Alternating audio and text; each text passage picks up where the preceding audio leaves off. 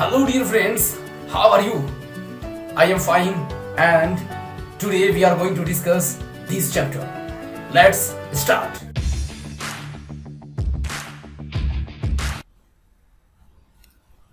Hello दोस्तों, कैसे हैं आप सभी लोग?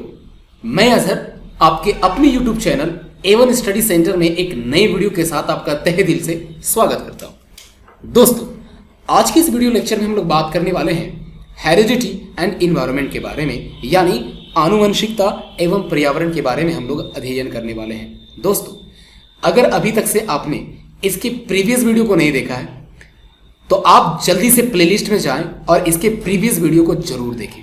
दोस्तों, मैं कहना चाहूंगा कि अगर आप C-TET, J-TET, DSSB या अदर जैसे NVS, KVS, UP-TET, H-TET कोई भी अगर टीचिंग एलिजिबिलिटी टेस्ट की अगर तैयारी कर रहे हैं तो आप सही जगह पर हैं। मैं यहाँ आपके लिए जितने भी इम्पोर्टेंट टॉपिक्स हैं, जो जितने भी टीचिंग एलिजिबिलिटी टेस्ट एग्जामिनेशन लिए जाते हैं, जहाँ पर यहाँ से सवाल पूछे जाते हैं, उन टॉपिक्स को मैं लाते रहता हूँ। दोस्तों, चलिए हम देर ना करते हुए शुरू करते हैं एक नया important topics, heredity and environment. यहाँ पर हम लोग दो टॉपिक्स के बारे में बात करने हैं, दो मुख्य बिंदु की चर्चा करेंगे। पहला मुख्य बिंदु होगा हेरिडिटी और दूसरा मुख्य बिंदु होगा इन्वायरमेंट। दोस्तों, इन्वायरमेंट और हेरिडिटी का मतलब क्या होता है, इसके इफेक्ट हमारे डेवलपमेंट पर, बालक के डेवलपमेंट पर क्या होता है, सभी के बारे में चर्चा करने वाले हैं। तो चलिए देर ना करते हुए शुरू करते हैं। दोस्तों, हम पढ़ने वाले हैं हेरिडिटी एंड इन्वायरमेंट। ठीक है, तो चलिए स्टार्ट करते हैं। सबसे पहला जो टॉपिक होगा वो होगा हमारा हेरिडिटी यानी आनुवंशिकता। आनुवंशिकता किसे कहते हैं? अगर इसकी परिभाषा की बात करें, इसके डेफिनेशन की बात करें तो क्या होता है? The process by which physical और mental qualities pass from parent to child. दोस्तों, कहने का मतलब क्या है कि ये एक प्रोसेस है। हेरिडिटी एक प्रोसेस है जिसके थ्रू उसके जो शारीरिक हैं और मानसिक हैं, किसके शारीरिक और मानसिक? पेरेंट्स के, माता पिता मिला के पेरेंट्स बनते हैं।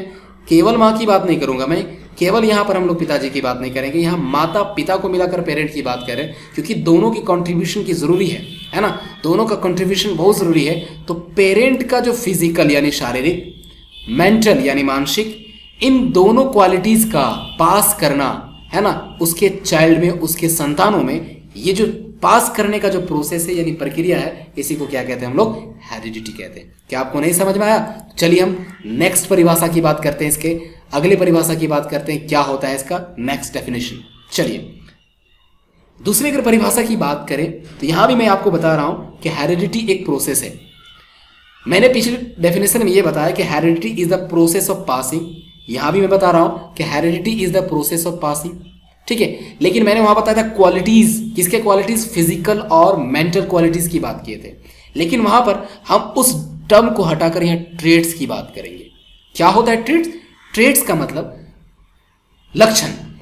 जैसे दोस्तों, अगर आपको राइट साइड स्क्रीन पे नजर आ रहा होगा, कुछ फिगर्स फैमिली का नजर आ रहा है, डैड, सन, मॉम। चलिए, हम लोग का भी एक फैमिली बड़ा प्यारा है, आपका भी बहुत बड़ा प्यारा फैमिली होगा। तो चलिए दोस्तों, हम यहाँ पर बात करते हैं कि ये फिगर हमें क्या बताना चाह रहा है और मैं इस फिगर से आपको क्या सिखाना चाह रहा हूँ। दोस्तों, जरा इस डेफिनेशन को मैं बाद में बताऊंगा, उससे पहले मैं फिगर को एक्सप्लेन करता हूँ। देखिए, बीच में है सन, ये आया कहाँ से? एक्चुअल में इसकी शारीरिक संरचना या मानसिक संरचना की बात करें तो इन दोनों के डेवलपमेंट पे इन दोनों का कंट्रीब्यूशन है, यानी डैड का भी कंट्रीब्यूशन है और मॉम का भी कंट्रीब्यूशन है। जब माता और पिता में, यानी जब एक मेल और जब फीमेल में फर्टिलाइजेशन होता है, निषेचन होता है, तो उसके जैसा एक संतान या तो वो मेल या तो फीमेल फिर से जन्म लेता है दुनिया में, है ना। दोस्तों, अगर आप फिगर में देख रहे होंगे तो देखने से ये पता चल रहा है कि इस बालक का आई का कलर कैसा है? ब्लू। हेयर का कलर कैसा नजर आ रहा है? ऑरेंज। अब बात करें, ये जो ब्लू कलर का आईज है, क्या माताजी के पास है या पिताजी के पास है? आप एब्सोल्युटली राइट, आप सही हैं। पिताजी के आईज का जो कलर है वो ब्लू है। और देखिए, पिताजी ने अपने आईज का कलर, है ना, दिया नहीं, वो चला गया। ठीक है, उसके बाद देखिएगा माताजी ने अपने आईज का कलर इस पे, है ना, ट्रांसफर नहीं किया, पास नहीं किया।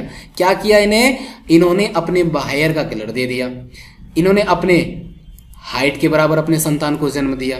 है ना, यानी जो उसका संतान मैक्सिमम बढ़ सकता है तो अपनी माता की ऊंचाई तक, है ना। इसका मतलब क्या है, ये ट्रेड्स हैं कि माता पिता का आई का कलर, माता पिता के बालों का कलर, माता पिता के फेशियल स्ट्रक्चर की बात करें, माता पिता के हाइट की बात करें, है ना, फिजिकल अपीयरेंस, मेंटल अपीयरेंस यानी शारीरिक संरचना, मानसिक संरचना, ये सभी क्या है, ट्रेड्स हैं।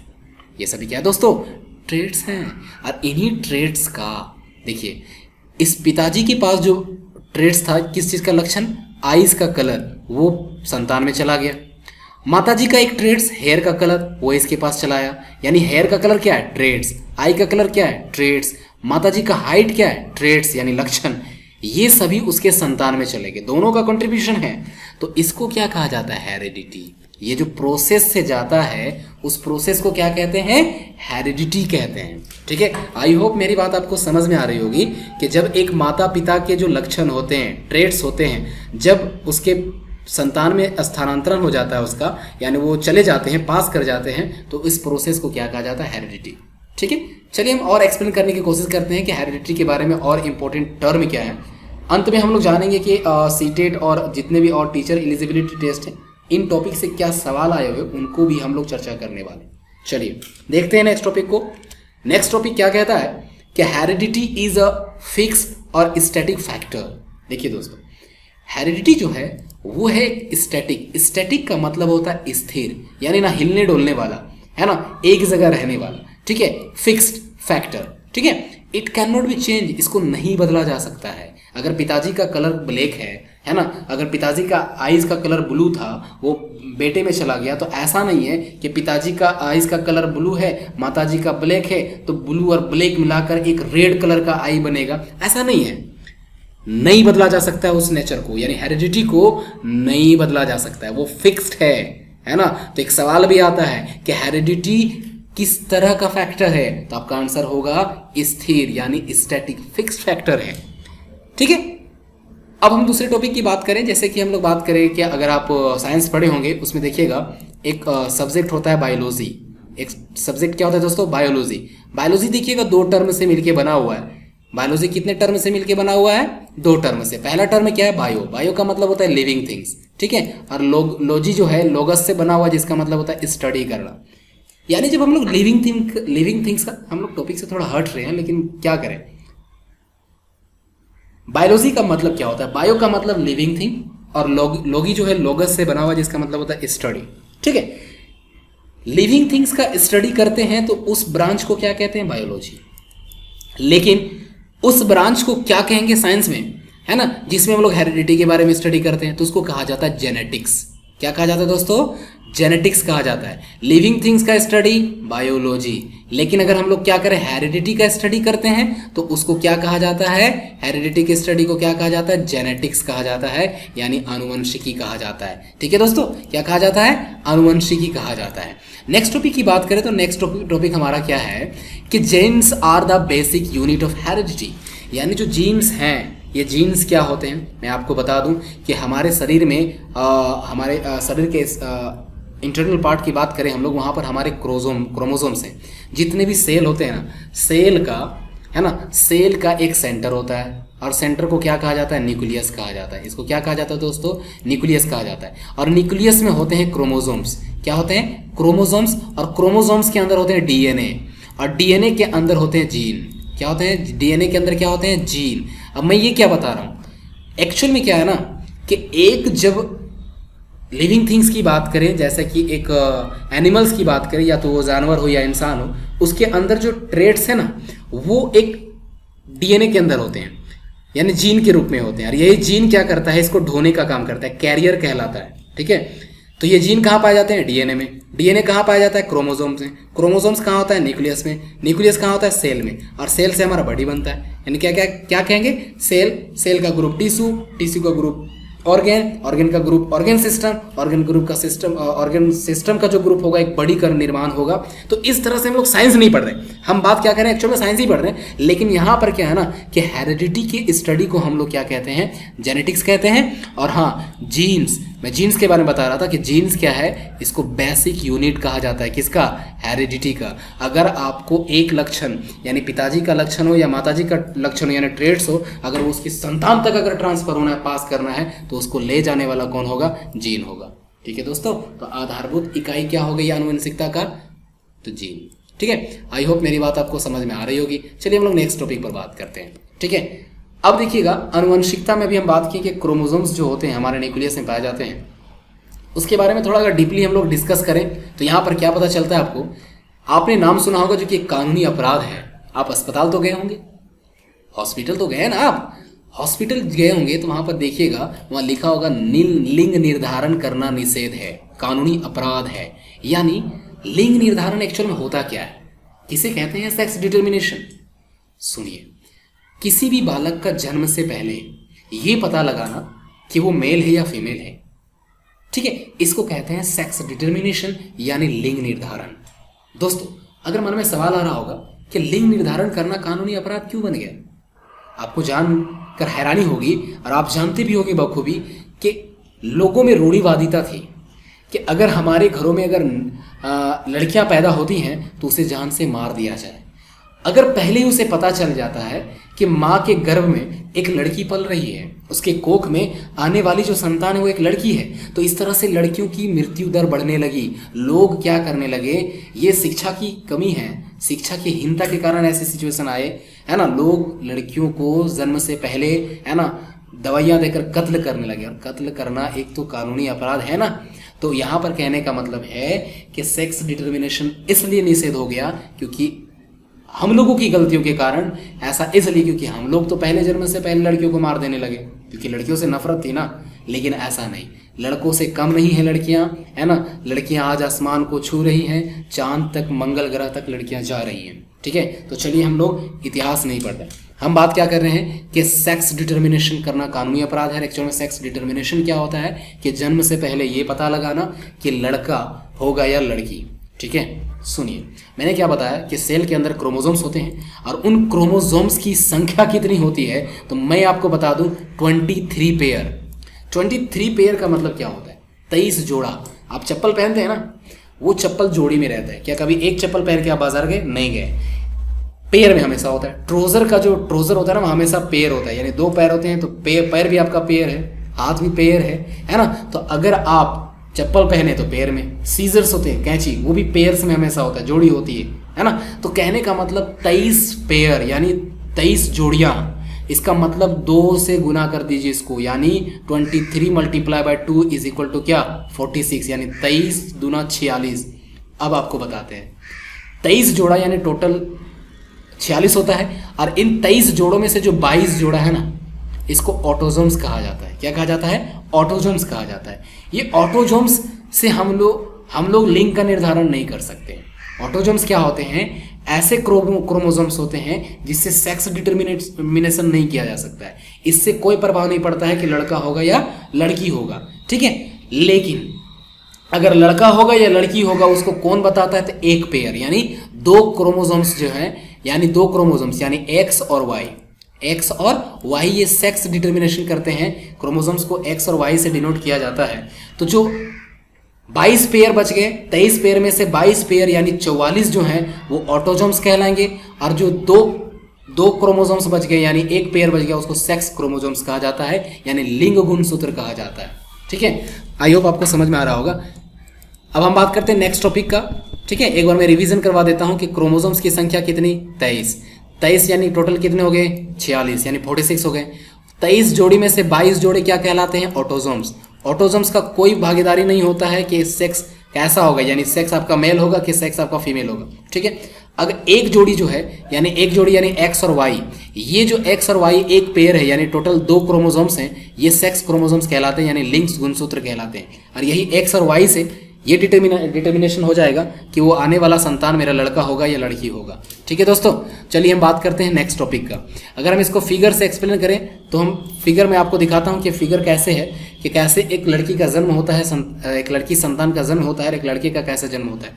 आप फिगर में देख पा रहे होंगे, या फादर है या मदर है, इन दोनों को मिला के हम क्या कहेंगे, पेरेंट्स कहेंगे, यानी क्या कहेंगे उसे, माता पिता कहेंगे। ठीक है, आपको मैंने क्या बताया कि टोटल क्रोमोसोम्स कितने होते हैं 46, ठीक है। 46 मतलब क्या 23 पेयर, 23 जोड़ी होते हैं। इन 23 देखिए 46 में से 44 मैंने क्या बताया था 22 जोड़ा, और 22 जोड़ा मतलब क्या 22 पेयर इंटू 2 इक्वल टू क्या 44।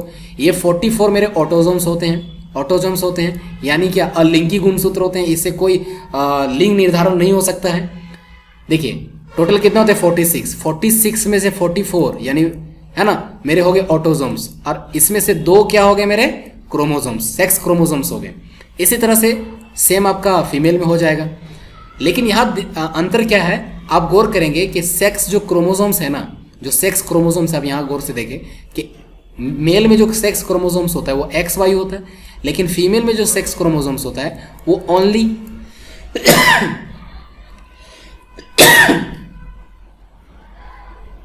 फीमेल में जो सेक्स क्रोमोसोम्स होता है वो देख रहे होंगे आप सिर्फ X और X होता है, यानी कहने का मतलब X ही होता है, ठीक है, दोनों सेम होते हैं।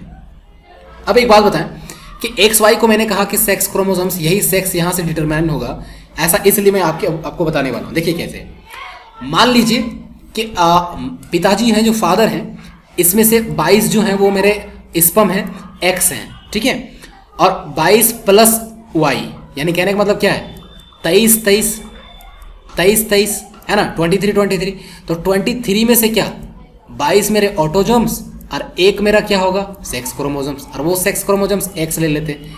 यहाँ पर जो 22 होगा वो ऑटोजोम होगा, लेकिन एक सेक्स क्रोमोसोम क्या Y, ये मेल की बात कर रहे हैं हम, है ना।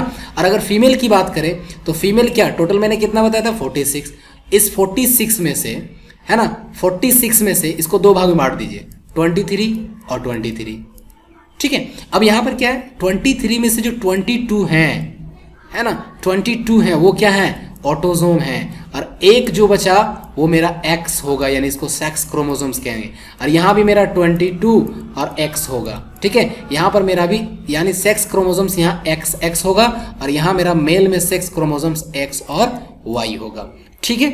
अब हम बात करते हैं कि X और Y मेल के पास कुल मिलाकर क्या हो गया X और Y हो गया, ठीक है दोस्तों। देखिए यहाँ गौर से देखिए कि मान लीजिए कि इसमें से X जो मेरा सेक्स क्रोमोसोम है और Y जो क्रोमोसोम्स हैं, ठीक है, मान लीजिए कि लड़के का X जो सेक्स क्रोमोसोम्स है वो आया यहाँ, जब फर्टिलाइजेशन होगा उस समय की बात कर रहा हूँ मैं, और जो फीमेल में जो मेरा 22 प्लस X है तो वो एक X आया, यानी देखिए मेल से X और फीमेल से भी X, यानी बचे कितने बने कितने XX, यानी XX किसका होता है फीमेल का होता है। अब बात करें यहाँ पर कि इसके पास ये 22 भी तो आएंगे, यानी मेल का जो 22 था वो भी तो आएगा, और फीमेल का ये 22 ये भी तो आएगा, तो फिर कितने हो गए 44, और एक मेल का X और फीमेल का X, ठीक है। तो यहाँ पर ये जो बता रहा है ये बताएगा आपको गर्ल यानी लड़की बताएगी। 44 तो ऑटोजोम्स फिक्स हैं, उतना ही रहेगा, कांस्टेंट बदलेगा नहीं। अब हम बात करते हैं कि अगर मान लीजिए एक कंडीशन ये कि यहाँ से X चला गया, अब मानते हैं कि इस जो फादर है इसका X क्रोमोसोम्स आता है, ठीक है, और माताजी का X ही आ सकता है। यहाँ से Y आया पिताजी का और माताजी का X आया, तो बताइए तो यहाँ सेक्स क्रोमोसोम्स मेरे 2 जो बने वो क्या बने XY, और XY किसका होता है लड़के का होता है, तो यहाँ से लड़के का निर्माण होगा, है ना। लेकिन यहाँ से 22 भी तो आएंगे, यहाँ से भी तो 22 आएगा, यानी टोटल कितने हो जाएंगे 44। ये 44 हमेशा फिक्स रहेगा, बदलेगा सिर्फ क्या XX या तो XY। XX कब बनेगा जब फादर का भी क्रोमोसोम्स X आ जाए और माताजी का भी X आ जाए, ठीक है। आई होप आपको समझ में आ रहा होगा, है ना। और XY क्रोमोसोम्स कब कैसे होगा जब माताजी से X और पिताजी से Y आ जाए। माताजी हमेशा X क्रोमोसोम्स ही डोनेट कर सकती हैं, पास कर सकती हैं, ठीक है। तो अब आई होप आपको समझ में आ रहा होगा कि बेबी और बॉय और गर्ल का जन्म कैसे होता है, आपको समझ में आ रहा होगा, ठीक है। चलिए हम बात करते हैं नेक्स्ट टॉपिक पर। नेक्स्ट टॉपिक हमारा क्या होगा, ठीक है। अब बात करते हैं हम लोग हेरिडिटी में ट्विन्स के बारे में। ट्विन्स आपने सुना होगा जुड़वा बच्चे। आपने कभी सोचा कि जुड़वा बच्चे होते क्यों हैं, कैसे होते हैं, क्या कारण है कि जुड़वा बच्चे पैदा हो जाते हैं। चलिए आज उसका आंसर आपको मिल जाएगा। जुड़वे बच्चे को है ना जो ट्विन्स हैं इसको हम लोग 2 कैटेगरी में बांटेंगे। यहाँ से सवाल भी आता है, पहला क्या है आइडेंटिकल ट्विन्स जिसको मोनोजाइगोटिक कहा जाता है। मोनोजाइगोटिक, जाइगोट क्या होता है मैं बता दूं आपको बच्चों।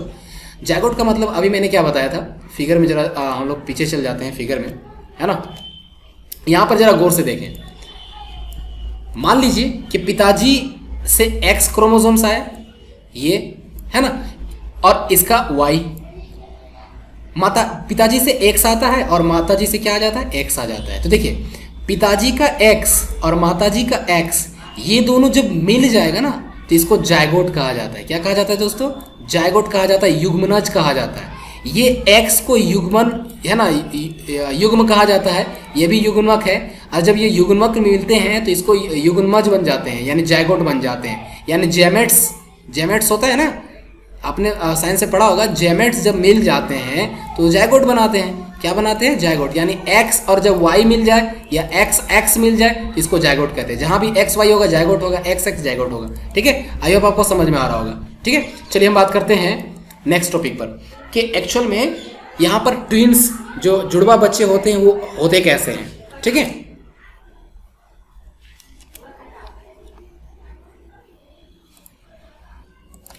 दोस्तों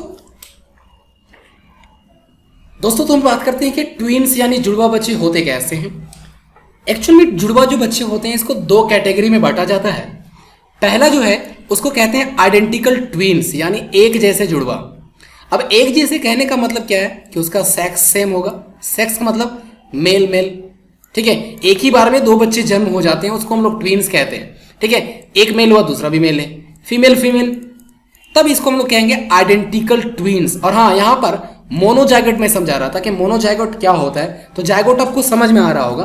और यहाँ जो मोनो वर्ड है ना, मोनो का मतलब होता है एक, मोनो का मतलब क्या होता है, एक, और एक का मतलब यहाँ सेम की बात हो रहा है। ठीक है, यानी एक सेल फर्टिलाइज होता है। यहाँ पर एक का मतलब क्या है कि एक आदमी पैदा नहीं हो रहा है, एक बालक दुनिया में जन्म नहीं ले रहा है। यहाँ पर दो बालक सेम एक ही साथ जन्म ले रहे हैं, लेकिन यहाँ मोनो का मतलब एक किस चीज की बात हो रही है, एक सेल फर्टिलाइज होता है। क्या होता है, एक कोशिका का निषेचन होता है, एक सिंगल सेल का अगर निषेचन होता है तब मेरे आइडेंटिकल ट्विंस जन्म लेते हैं। एक साथ दो बालक दुनिया में जन्म लेते हैं और दोनों का सेक्स सेम होता है, दोनों का फेस स्ट्रक्चर सेम होता है और दोनों की आदतें यानी लक्षण, आदत, हैबिट्स जिसको कहते हैं वो सेम होते हैं।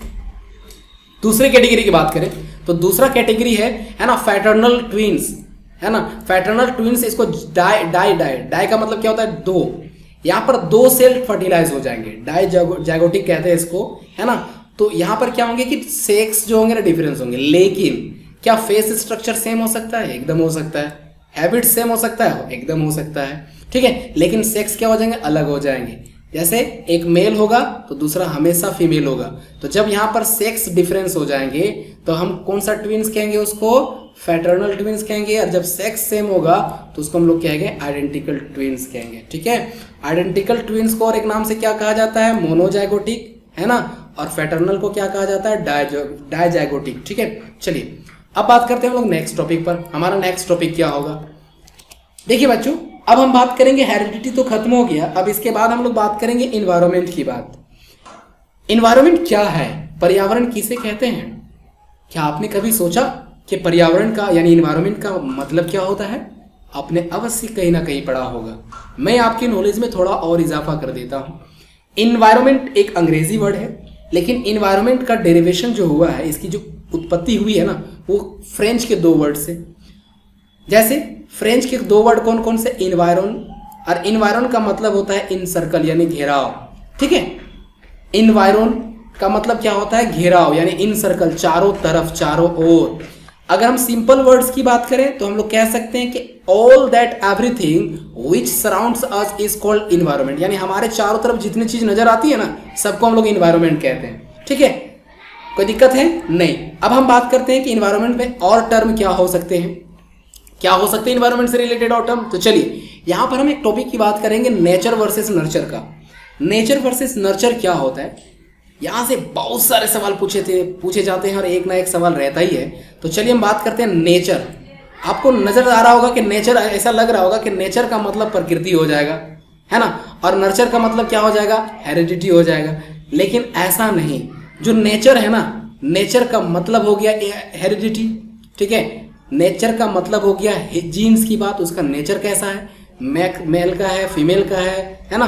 तो यहाँ पर कहेंगे कि जो लक्षण किस तरह का लक्षण है, यानी नेचर की बात वहाँ इस चीज़ की हो रही है, तो यहाँ पर कहेंगे नेचर रिलेटेड है हेरिडिटी से। नेचर रिलेटेड किससे है? हेरिडिटी से, यानी इनहेरिटेड ट्रेड से, लक्षण से, ठीक है। लेकिन जो नर्चर है, याद रखिएगा, नर्चर जो है वो नर्चर का मतलब होता है इन्वायरमेंट। नर्चर का मतलब क्या होता है? इन्वायरमेंट, ठीक है। Nature, heredity, nurture, environment. I hope आपको समझ में आ रहा होगा। आपको बता दें कि इन्वायरमेंट जो है, यानी जो आपका पर्यावरण है, वो एक डायनामिक फैक्टर है। मैंने बताया था कि जो हेरिडिटी है वो स्टैटिक फैक्टर है, वो बदलता नहीं है, लेकिन इन्वायरमेंट बदल सकता है। कभी आप यहाँ पर हो, कभी दूसरे शहर पे चले जाते हो, कहीं आप हैदराबाद चले जाते हो, कहीं भी जाइए देश में, या तो आप देश से बाहर चले जाएं, तो इन्वायरमेंट आपका चेंज होता है। तो कहने का मतलब कि इन्वायरमेंट कैसा कारक है? परिवर्तनशील कारक है, यानी डायनामिक, बदलने वाला। इट कैन बी चेंज, इसको बदला जा सकता है, ठीक है। अब बात करते हैं नेक्स्ट टॉपिक का। तो नेक्स्ट टॉपिक क्या कहता है कि environment is responsible for growth and development of physical and mental etcetera. Environment जो है ना वो कारण बनता है किस चीज का डेवलपमेंट? फिजिकल, मेंटल, ये जो शारीरिक मानसिक जो विकास है, ग्रोथ है ना, वृद्धि है, उस पे इसका प्रभाव पड़ता है। किसका? इन्वायरमेंट का। तो आपको याद रहे कि इन्वायरमेंट का इफेक्ट पड़ता है मेरा किस पे? Physical development, mental development, etcetera etcetera. अगर हेरिडिटी की बात करें तो हेरिडिटी का इफेक्ट कहाँ पर पड़ता है? इमोशंस में। आईक्यू यानी इंटेलिजेंस क्वेश्चंसी, यानी मानसिक बुद्धिलब्धता की बात करें। रिफ्लेक्स एक्शन यानी प्रतिवर्ती क्रियाएं, जैसे कि आप गर्म वस्तुओं को छूते होंगे तो अचानक छूने के बाद हाथ को हटा लेते हैं, ऐसे एक्शन को क्या कहते हैं? Reflex action. यानी ऐसे एक्शन जो आपके ब्रेन से कंट्रोल नहीं होते। ये सभी किससे प्रभावित होते हैं? हेरिडिटी से। किससे प्रभावित होते हैं दोस्तों? हेरिडिटी से। चलिए मैं एक बार रिवीजन करवा देता हूँ। नेचर की बात करें आप, या नेचर में बता दीजिएगा हेरिडिटी। नर्चर की बात करें तो नर्चर हमारा हो जाएगा किससे? इन्वायरमेंट से। इन्वायरमेंट किस चीज कैसा फैक्टर है? डायनामिक। डायनामिक का मतलब it can be change. Heredity कैसा फैक्टर है? Static, it can not be change. Environment किस चीज पर इफेक्ट डालता है? Growth and development. किसके ग्रोथ एंड डेवलपमेंट? फिजिकल और मेंटल डेवलपमेंट पर। हेरिडिटी किस पर इफेक्ट डालता है? इमोशंस, है ना, आईक्यू पावर यानी जो इंटेलिजेंस क्वेश्चंसी पावर है, रिफ्लेक्स एक्शन प्रतिवर्ती क्रियाओं पर, इन सभी पर प्रभाव डालता है कौन? हेरिडिटी। ठीक है, चलिए बात करते हैं हम लोग नेक्स्ट टॉपिक का। हमारा नेक्स्ट टॉपिक है कि एक्चुअल में हेरिडिटी और इन्वायरमेंट क्या है? प्रोडक्ट है किसका?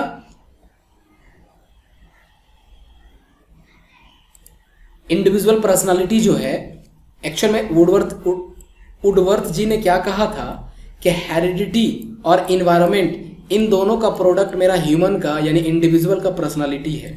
यानी एक मानव का, एक व्यक्ति का जो पर्सनालिटी है, व्यक्तित्व जो है, वो दो चीज पर प्रभावित होता है। दोनों चीज का बराबर बराबर उसका प्रभाव होता है। यानी पहला टर्म हेरिडिटी का भी इफेक्ट पड़ता है पर्सनालिटी पर, है ना, और इन्वायरमेंट का भी इफेक्ट पड़ता है पर्सनालिटी पर। ये किसने कहा? वुडवर्थ पर। ये एग्जाम में सवाल पूछा जाता है, याद रखिएगा, है ना। Development is the product of heredity and environment, यानी हेरिडिटी का इफेक्ट भी पड़ेगा डेवलपमेंट पर और इन्वायरमेंट का भी इफेक्ट पड़ेगा डेवलपमेंट पर। यानी दोनों का दोनों 50-50% मेरे रिस्पॉन्सिबल हैं किस पर? डेवलपमेंट पर इफेक्ट डालने पर। ठीक है, तो चलिए दोस्तों अब बात करते हैं हम लोग नेक्स्ट। देखिए अब हम बात करेंगे क्वेश्चंस का कि क्या क्या क्वेश्चंस आए हुए हैं, है ना। उन क्वेश्चंस को हम लोग डिस्कस करेंगे कि सीटेट में इस चैप्टर से कौन कौन से क्वेश्चंस आए हुए हैं। देखिए पहला सवाल क्या है कि मोनोजाइगोटिक, मैंने अभी पढ़ाया है कि मोनोजाइगोटिक जो होता है वो कैसा ट्विंस कहलाता है और डायजाइगोटिक जो होता है वो कैसा ट्विंस कहलाता है। तो आप आंसर दें इसका फटाफट कि मोनोजाइगोटिक क्या होता है और डायजाइगोटिक क्या होता है ना। मोनोजाइगोटिक को मैंने एक और नाम से पुकारा था और डायजाइगोटिक को और एक नाम से पुकारा था। फटाफट देखें, ऑप्शन देखें, मेल फीमेल। क्या मोनोजाइगोटिक को मेल कहा जाता है? डायजाइगोटिक को फीमेल कहा जाता है? एकदम नहीं। फीमेल को फीमेल मेल तो होगा ही नहीं, ये हो सकता है दोनों, बी और सी। अब देखते हैं सी और डी क्या होगा। सी और डी हो सकता है, सी होगा या डी होगा। देखिए दोस्तों, मोनोजाइगोटिक का मतलब बताए थे आपको आइडेंटिकल यानी एक जैसा, और डायजाइगोटिक का मतलब बताए थे फैटर्नल यानी क्या? फ्रेटर्नल यानी अलग अलग, यानी जो उसके सेक्स होंगे, यानी जो एक मेल होगा तो दूसरा फीमेल होगा। ये जुड़वा की बात कर रहे हैं। ठीक है, तो इसका आंसर क्या हो जाएगा, इसका आंसर हो जाएगा आपका डी हो जाएगा आंसर। ठीक है दोस्तों, चलिए अब हम नेक्स्ट क्वेश्चन की बात करते हैं। हमारा दूसरा क्वेश्चन है, दूसरा क्वेश्चन क्या है कि human development is the product of, अभी मैंने बताया है ना, क्या बताया आप लोगों को, अभी मैंने आपको गर्मा गर्म बताया कि जो डेवलपमेंट है ना वो प्रोडक्ट है। किस चीज का प्रोडक्ट है, पेरेंट्स और टीचर का नहीं, सोशल और कल्चर फैक्टर्स का नहीं, किसका है, हेरिडिटी और इन्वायरमेंट का, हेरिडिटी और इन्वायरमेंट का प्रोडक्ट है। और ये किसने कहा था, वुडवर्थ जी ने कहा था। ठीक है, इसका आंसर सी हो जाएगा। ठीक है, अब बात करते हैं नेक्स्ट क्वेश्चन का। अब यहां से हम जो भी सवाल पढ़ेंगे वो सीटेट से पूछे गए सवालों की बात करेंगे, और ये 8 फरवरी 2020 को पूछा गया। ठीक है, 8 फरवरी 2020 को पूछा गया सवाल के बारे में डिस्कस करेंगे। देखिए सबसे थर्ड क्वेश्चन क्या है, क्या कहता है कि इन्वायरमेंटल फैक्टर्स, है ना, इन्वायरमेंटल फैक्टर्स की बात कर रहे हैं, that shape development include all the following, यानी सभी होंगे जो डेवलपमेंट को अफेक्ट करते हैं, एक्सेप्ट, ये याद रखिएगा एग्जाम में सीटेट में सबसे ज्यादा ऐसे सवाल पूछे जाते हैं, छोड़कर, किसको छोड़कर, याद रखिएगा विकास को आकार देने वाले पर्यावरणीय कारण यानी इन्वायरमेंटल फैक्टर्स निम्नलिखित में से किसको छोड़कर शामिल है, यानी तीन होंगे जो डेवलपमेंट को अफेक्ट करेंगे और एक नहीं होगा। एक बात बताएं, आपका आंसर क्या होना चाहिए, ए, बी, सी या डी? एक बात बताइए, संस्कृति का इफेक्ट पड़ता है डेवलपमेंट पर, हाँ या नहीं? पोषण की गुणवत्ता, शारीरिक गठन या शिक्षा की गुणवत्ता? आप यहाँ पर देखिए क्वेश्चन में पूछा गया एक टर्म इन्वायरमेंट, आप इसको गौर करें, आपसे क्या पूछा गया है, इन्वायरमेंट। यहां पर क्या पूछा गया दोस्तों, इन्वायरमेंटल फैक्टर्स। इन्वायरमेंट में क्या नहीं आता, देखिए यहां क्वालिटी ऑफ एजुकेशन, क्या सही एजुकेशन देने से क्या डेवलपमेंट पर असर पड़ेगा? एकदम पड़ेगा। अगर हम बात करें क्वालिटी ऑफ न्यूट्रिशन, सही खाना दिया जाए तो क्या उसका इफेक्ट पड़ेगा? एकदम पड़ेगा। ये दोनों आंसर होंगे, ये दोनों इफेक्ट करेंगे डेवलपमेंट को। कल्चर भी करता है, आप जिस कल्चर में आप डेवलप हो रहे हैं, बढ़ रहे हैं, पल रहे हैं, वो भी आपको इफेक्ट करता है। तो यहाँ पर क्या बात करेंगे हम लोग कि कल्चर भी इफेक्ट करता है, क्वालिटी ऑफ एजुकेशन भी इफेक्ट करता है, क्वालिटी ऑफ न्यूट्रिशन भी, किसको छोड़कर, आपका शारीरिक गठन नहीं करता है ना, कि आपका शरीर कैसा है वो आपके डेवलपमेंट पर है। बहुत मोटा तगड़ा आदमी है, उसका मस्तिष्क ही नहीं काम करता है, तो किस चीज़ का डेवलपमेंट है ना? तो कहने का मतलब कि शारीरिक जो गठन है वो डेवलपमेंट पर इफेक्ट नहीं करता है, और ये एक्चुअल में पर्यावरण कारक नहीं है, बाकी सब पर्यावरण कारक हैं। ठीक है, चलिए हम नेक्स्ट बात करते हैं फोर्थ क्वेश्चन का, इसका बी आंसर हो जाएगा। अब बात करते हैं फोर्थ क्वेश्चन। ठीक है, हमारा फोर्थ क्वेश्चन क्या कहता है कि which of the following is predominantly a heredity related factor, यानी अब देखिए हमने अभी इन्वायरमेंटल फैक्टर की बात किया, अब हम बात करेंगे हेरिडिटी फैक्टर की बात करेंगे। कौन सा निम्न में से हेरिडिटी फैक्टर है? तो एक बात बताइए कि आनुवंशिकता से संबंधित कारक, सबसे पहला बताइए एटीट्यूड टुवर्ड्स पीयर ग्रुप, यानी बच्चों के प्रति, अपने दोस्तों के प्रति आपका किस तरह का एटीट्यूड है ना, क्या वो हेरिडिटी फैक्टर है? थिंकिंग पैटर्न, सोचने का तरीका, कलर ऑफ आईज, है ना, पार्टिसिपेशन इन सोशल एक्टिविटीज, आप सामाजिक क्रियाकलापों में कितना भागीदारी देते हैं, क्या आपका ये माता पिता का निर्भर से करेगा? आपके पिताजी मान लेते हैं कि समाज का सेवा करते थे, आप गुंडे निकल जाओ, है ना, ऐसा ना हो, आप बनने वाले शिक्षक हो, मान लेते हैं कि आप ऐसा निकल जाओ, क्रिमिनल बन जाओ। इसका मतलब क्या है कि सामाजिक क्रियाकलापों में आपकी भागीदारी क्या है, ये तो आपका हेरिडिटी फैक्टर नहीं है, हेरिडिटी रिलेटेड फैक्टर नहीं। यहाँ पर हो जाएगा कलर ऑफ आईज, यानी आंखों का जो रंग है ना, वो आपको मैंने बताया था कि हेरिडिटी के डेफिनेशन में मैंने बताया था कि माता पिताजी का कलर उसके बच्चे में चला गया था, यानी उसका ट्रेड्स के बारे में हम चर्चा किए थे। ठीक है, तो यहाँ पर आंसर क्या हो जाएगा, कलर ऑफ आईज, यानी इसका आंसर हो जाएगा सी। ठीक है, अब बात करते हैं हम लोग नेक्स्ट क्वेश्चन का। तो नेक्स्ट क्वेश्चन क्या है, the aim of behavioural genetics, यानी देखिए व्यवहार अनुवंशिक का लक्ष्य क्या, उद्देश्य क्या है, क्या किसके बारे में सीखना होता है? तो आपको यहाँ पर बता दें, देखिए हम लोग यहाँ पर ना रिफ्यूज करने भी सीखेंगे ऑप्शंस को, देखिएगा नेगेटिव भी होगा। एक बात बताए, लास्ट वाला देखें तो the ability of animals to learn language, यानी जानवरों का क्षमता की बात करेंगे, नहीं, the genetics and environmental influences of a human behaviour, देखते हैं ये वाला हो सकता है। देखिए बी में क्या कहता है, the possibility of eradicating of behavioural problems in children, यानी बच्चों में व्यवहार संबंधी समस्याओं के उन्मूलन की संभावना, ये तो एकदम कतई नहीं हो सकता है ना। अब बात करें पहला तो हो ही नहीं सकता है। देखिए यहाँ extend to which genetics of modify people's behaviour, यानी मानव का व्यवहार किस हद तक सुधारा जा सकता है, इसके बारे में तो नहीं बताता है। यहां पर क्या होगा आंसर, इसका आंसर हो जाएगा सी होगा। इसका आंसर क्या होगा दोस्तों, इसका आंसर हो जाएगा हमारा सी हो जाएगा। ठीक है, यानी मतलब मानव में व्यवहार और आनुवंशिक, ठीक है, मानव के व्यवहार पर हेरिडिटी और इन्वायरमेंट का इफेक्ट क्या होगा उसके बारे में चर्चा कर रहे हैं, है ना। उसी को कहते हैं बिहेवियरल जेनेटिक्स, उसमें हम लोग इसके बारे में स्टडी करते हैं। चलिए बात करते हैं नेक्स्ट और 6 क्वेश्चन का। क्या कहता है, in order to instil a positive environment. देखिए यहाँ बात कर रहा है एक आपको सकारात्मक, है ना, वातावरण उत्पन्न करने के लिए बात कर रहा है। तो एक शिक्षक को उसके लिए क्या करना चाहिए कि एक पॉजिटिव इन्वायरमेंट आपको अगर मुहैया करवाना है, उत्पन्न करना, इंस्टिल का मतलब उत्पन्न करना, तो उसके लिए एक प्राइमरी क्लास के टीचर को क्या करना चाहिए, क्या सुबह सुबह प्रत्येक बच्चे को शुभकामना देना चाहिए, गुड मॉर्निंग। तो क्या इससे क्या पॉजिटिव इन्वायरमेंट होगा। दूसरा, भेदभाव ना करें, टीचर की बात हो रही है, भेदभाव ना करें और हर बच्चे को एक ही लक्ष्य निर्धारित करें। यही आंसर होगा बच्चों, एकदम यही होगा कि किसी भी बच्चे के साथ आप डिस्क्रिमिनेशन नहीं, विविधीकरण नहीं करें, जाति के नाम पर, कलर के नाम पर, हाइट के नाम पर, पैसे के नाम पर किसी भी तरह का नेगेटिव चीज ना रखें, यानी भेदभाव ना करें। और सभी बच्चों के लिए एक आप जो एम चूज करें, गोल चूज करें, वो सबके लिए सेम हो। ठीक है, तो इसका आंसर क्या हो जाएगा, same goal for every children. ठीक है, चलिए हम लोग नेक्स्ट क्वेश्चन की बात करते हैं। 7 में क्या है कि which one of the following is a true about the role of heredity and environment, यानी हेरिडिटी और इन्वायरमेंट के अनुसार अगर बात करें तो निम्न में से कौन सा सही है बच्चे के डेवलपमेंट से रिलेटेड, है ना। एक बच्चे के डेवलपमेंट से रिलेटेड हेरिडिटी और इन्वायरमेंट के प्रति कौन सा ऑप्शन सही है उसको बताना है। तो देखिए यहाँ पर क्या कहता है, साथियों और जीन, देखिए साथियों और जीन के सापेक्ष योगदान योगात्मक नहीं है, तो यहाँ पर नहीं मतलब नेगेटिव वाला हटा देना। आनुवंशिकता और पर्यावरण एक साथ काम नहीं करते हैं, आपने तो अगर ये ऑप्शन टिक लगाएंगे तो वुडवर्थ का आपने उल्लंघन कर दिया, उसकी बात होगा, है ना। चलिए सी देखते हैं, क्या कहता है कि प्रवृत्ति यानी नेचर की बात कर रहा हूं, संबंध पर्यावरण से, जबकि देखिए प्रवृत्ति संबंध है पर्यावरण से, जबकि वास्तविक विकास जो है वो आनुवंशिकता से।